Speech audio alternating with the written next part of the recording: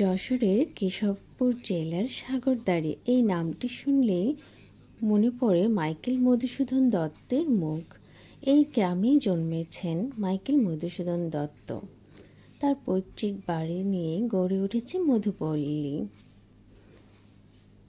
অপরূপ সৌন্দর্যে ভরপুর বিশাল জায়গা জুড়ে সরকার এই বাড়িটি সংরক্ষণ করে রেখেছে। এত বড় একটা পুকুর, আর পুকুরে আছে অনেক মাছ।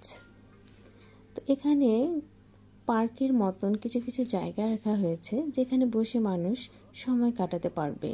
আর গাছের এত সুন্দর ছায়া, চারপাশগুলো সব ভরে আছে। আর এখানে যে আম গাছগুলো আছে আর বড় বড় যে গাছগুলো আছে, এগুলো মাইকেল মধুসূদন দত্তের বাবার নিজের হাতের লাগানো গাছ। দেখতে পাচ্ছেন অনেক মাছ আছে এখানে, ভেসে বেড়াচ্ছে। মাছগুলোর পাশে দাঁড়ালেই দেখা যাচ্ছে, খুব ভালো লাগছে। তো এই পুকুরে যখনই মুড়ি ছেটানো হয়, মাছগুলো এত ভিড় করে। এটা তার পৈতৃক বাড়ি, আর এই বাড়িতে তারা বসবাস করতেন।